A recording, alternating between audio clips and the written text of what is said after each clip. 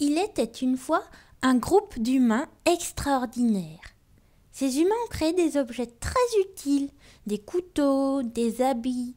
D'autres humains ont également créé des objets, des vases, des statues. Les uns voulant les objets des autres, ils auraient pu se faire la guerre, mais ils ont choisi l'intelligence. Ils ont choisi de s'échanger les objets. Tout semblait donc bien organisé dans ce monde. Mais parfois, on voulait échanger un silex contre un vase. Mais le propriétaire du vase n'avait pas besoin de silex.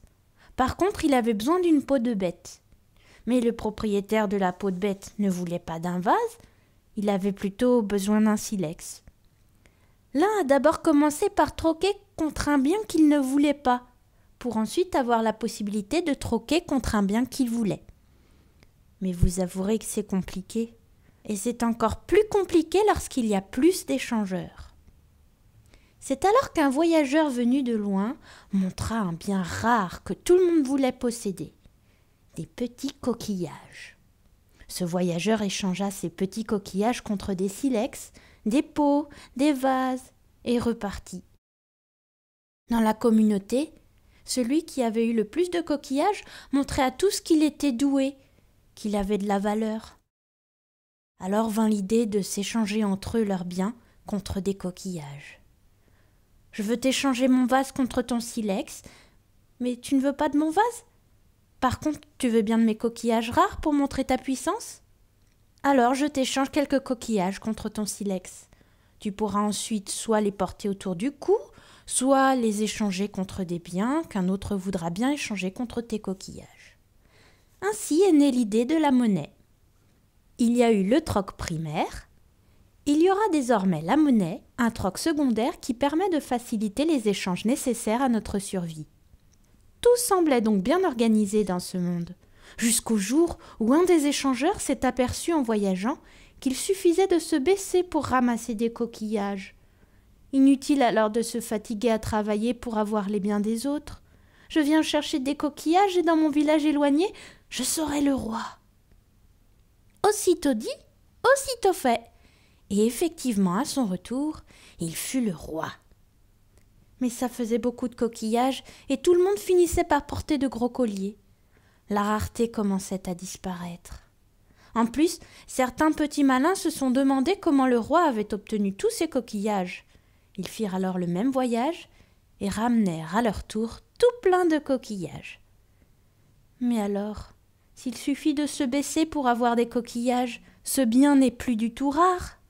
Et celui qui en porte autour du cou pour montrer sa puissance est juste ridicule. La monnaie venait de connaître sa première crise. Trop de monnaie égale perte de sa valeur et perte de confiance. Mais dans un autre endroit, il y avait un bien plus rare que les coquillages, du métal. Et là, ce métal, il ne suffisait pas de se baisser pour en avoir, il fallait creuser, il fallait avoir le territoire bien précis pour en trouver, il fallait travailler dur, avoir la connaissance pour faire fondre le métal. Plus de risque de voir n'importe qui avoir cette monnaie en se baissant. La monnaie métal allait rester rare. Les pièces sont ainsi nées et les échanges facilités. Certains métaux sont plus rares que d'autres. Ce sont donc les pièces fabriquées dans les métaux les plus rares qui valent les plus chers et permettent de troquer le plus de choses. La rareté est toujours le maître mot. Tout semblait donc bien organisé dans ce monde. Les seigneurs, les abbayes et autres dirigeants de territoire avaient droit de frapper monnaie, c'est-à-dire qu'ils avaient le droit de faire de la monnaie autant qu'ils le voulaient. Chacun créait sa propre monnaie locale. Cela permettait de garder le contrôle de ce qui s'échangeait, mais cela freinait beaucoup les échanges entre régions si la monnaie du voisin n'était pas acceptée. Il fallait alors utiliser les services de changeurs qui prenaient leur pourcentage au passage. Toutes ces ponctions de change sur les monnaies épuisaient le système, empêchaient de réunir de grosses sommes pour payer de gros travaux et facilitaient les malversations des différents créateurs de monnaie. Entraînant un manque de confiance pour les voyageurs, toutes ces monnaies locales repliaient le monde sur lui-même. Les monnaies nationales ont donc été créées. Tout semblait donc bien organisé dans ce monde. Mais la civilisation humaine ne vivait plus dans des cavernes, Elle construisait des maisons, des châteaux, des cathédrales. Elle faisait des guerres coûteuses. Elle échangeait de grandes quantités de marchandises. Et pour payer tout cela, il fallait de grosses sommes de monnaie. Ce qui a fini par poser de nombreux problèmes. Beaucoup de pièces différentes circulaient et compliquaient les échanges, car chacune pouvait avoir une valeur différente. Il fallait vérifier chaque pièce, car la fausse monnaie existait. Il manquait parfois de métal pour faire ces pièces, et tout ce métal était très lourd à transporter. L'humain a donc créé une monnaie plus facile à faire et plus légère, la monnaie papier. Tout semblait bien organisé dans ce monde. Mais cette monnaie papier était comme la monnaie métallique et comme les coquillages. Pour avoir de la valeur, elle devait être rare. Vous n'avez pas le droit de créer de la monnaie papier. Seuls certains organismes sont autorisés à créer de la monnaie papier. Et chaque fois que ces organismes oublient que la monnaie doit être rare, la monnaie perd de sa valeur. On l'a vu avec les assignats et d'autres valeurs papier. C'est pour cela qu'on a inventé l'équivalence monnaie-papier métal précieux. Pour un billet fabriqué, il fallait avoir la même valeur en métal précieux dans ses réserves. Ainsi, la monnaie-papier restait rare et chacun gardait confiance dans cette rareté. Tout semblait donc bien organisé dans ce monde. Mais la civilisation humaine continuait à grossir et à avoir de grosses demandes en moyens d'échange, et l'équivalence billet-or devenait un problème. Il fallait des réserves d'or de plus en plus gigantesques et il n'y aurait bientôt plus assez d'or pour continuer à imprimer des billets nécessaires aux échanges entre humains. L'or était trop rare ou son stockage prenait trop de place. Les gouvernements ont donc abandonné l'équivalence monnaie-or. Les échanges étaient ainsi facilités et tout semblait donc bien organisé dans ce monde. Le marché des biens et des services est régi par la monnaie et la monnaie est régie par le marché de l'offre et de la demande. Lorsqu'une monnaie n'intéresse personne pour ses échanges ou lorsqu'une monnaie perd la confiance de ses utilisateurs, elle perd de sa valeur. Lorsqu'une monnaie continue à être demandée, à maintenir une confiance, sa valeur est importante. La rareté d'une monnaie était maintenue par l'offre et la demande. Mais la valeur de la monnaie étant basée sur l'offre et la demande, immanquablement la spéculation mettait à mal certaines monnaies et cette instabilité générait de gros problèmes d'échange. Prix élevé des produits importés, des matières premières, dumping injuste des exportations, guerre économique entre pays. Fixer la valeur de plein de monnaies différentes devenait en Europe un gros problème. L'Europe a donc créé une monnaie unique pour éviter les magouilleurs, les spéculateurs. Tout semblait donc bien organisé dans ce monde. Parallèlement, les frontières commençaient à tomber, toujours pour éviter les guerres ouvertes, les dirigeants préférant les guerres économiques aux guerres avec chars et missiles. La monnaie devant circuler rapidement pour faciliter les échanges, elle s'appuyait de plus en plus sur la technologie informatique et est devenue de plus en plus électronique. La monnaie devient de plus en plus de simples lignes d'écriture informatique dans des livres de comptes bancaires. Tout semblait donc bien organisé dans ce monde. Mais le monde, la planète, arrive à saturation. Tout le monde est en concurrence avec tout le monde. Les ressources naturelles commencent à manquer. On ne peut plus créer un emploi quelque part sans le faire disparaître ailleurs. Des localisations qui créent du travail dans un pays éloigné, mais qui créent également du chômage dans notre pays. Tous les secteurs d'activité sont en concurrence avec tous les autres secteurs d'activité. Lorsqu'un secteur d'activité se crée, c'est au détriment d'un autre. Pourquoi ? Parce que les budgets des ménages ne sont pas extensibles, toujours parce que la monnaie doit être rare. Si un ménage dépense plus dans le téléphone portable, il devra dépenser moins dans un autre secteur, comme la culture, la nourriture, etc.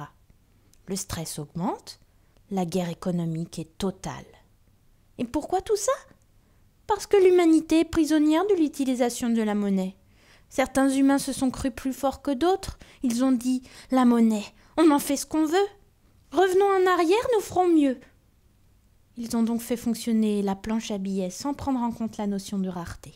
Résultat, la monnaie continuait à gérer les rapports humains, mais ne servait à rien.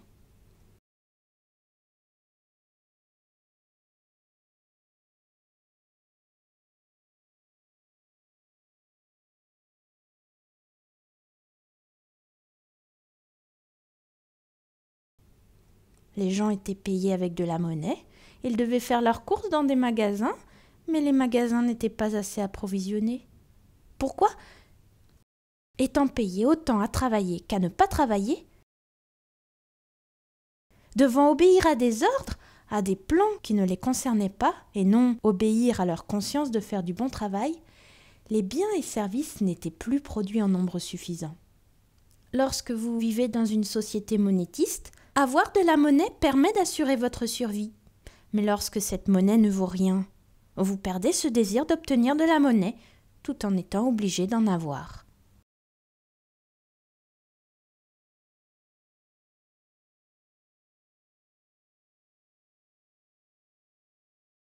La société se démotive, se désagrège et la criminalité continue à exister en utilisant la violence pour obtenir les biens rares. Deuxième conséquence, la relation bien égale monnaie existant toujours, un marché parallèle en devises étrangères a vu le jour. Ces devises étrangères étaient rares, elles avaient donc de la valeur. La corruption était toujours possible. La monnaie n'est pas un simple outil, un simple moyen. Pour qu'il coupe, un sécateur doit être bien fait, avoir des lames affûtées, etc. Mais si vous mettez plusieurs sécateurs l'un à côté de l'autre, vos sécateurs ne vont pas mieux ou moins bien fonctionner qu'il y en ait 1, 10 ou 100. La monnaie, elle fonctionne mieux lorsqu'elle atteint un certain équilibre de rareté. Si elle est trop rare, on n'arrive pas à échanger ce que l'on veut. Si elle est trop nombreuse, elle perd de sa rareté, de sa valeur. Cet équilibre permanent à atteindre n'en fait pas un simple outil, un simple moyen. Un autre élément primordial est que la monnaie dépend directement de la psychologie humaine. Qu'elle soit physiquement rare ou abondante, ou juste au bon équilibre, si le cerveau humain n'a plus confiance, elle perd de sa valeur et la monnaie s'écroule. Si le cerveau humain a peur, la monnaie est stockée et ne circule plus assez. Si la monnaie n'est pas assez bien répartie, la monnaie est volée d'une manière ou d'une autre. Bref, la monnaie est donc vivante, car intimement liée à la psychologie humaine. Par conséquent, les personnes imaginant que la monnaie est un simple outil, un simple moyen, se trompent sur toute la ligne.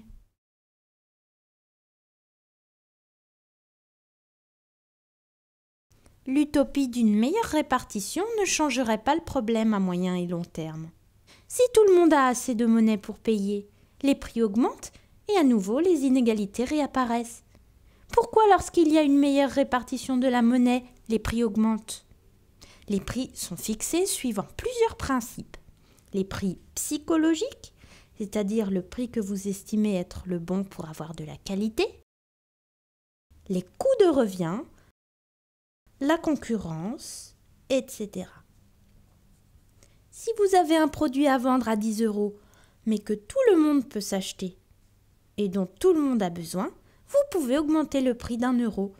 Peu de clients vont acheter ailleurs, surtout que le concurrent, voyant que vous arrivez à vendre votre produit à 11 €, se dira « Pourquoi je n'en profiterai pas moi aussi en augmentant ma marge ?» Ainsi, le produit passe partout de 10 à 11 €. Le premier, voyant que les ventes ne baissent pas en augmentant sa marge, va se dire « Et si mon produit, je le vendais à 12 €? » Et tant que les clients ont besoin de ce produit et ont les moyens d'acheter, les vendeurs auront la tentation naturelle d'augmenter leur marge, car monnaie égale survie. Plus de monnaie égale plus de survie. Ainsi, les prix augmentent à une vitesse plus ou moins rapide, mais ils augmentent. Et quelle que soit la somme que vous recevriez, elle n'aurait bientôt plus de valeur, mangée par l'inflation. Quant à ceux qui ont augmenté les prix, ils sont plus riches, et ceux qui subissent sont plus pauvres.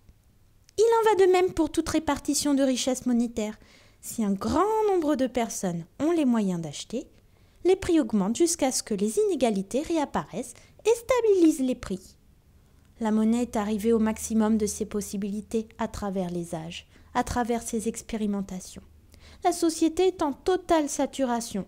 Pour avoir un job, il faut le prendre à un voisin et s'exposer à sa haine. Polluer coûtera toujours moins cher que de ne pas polluer.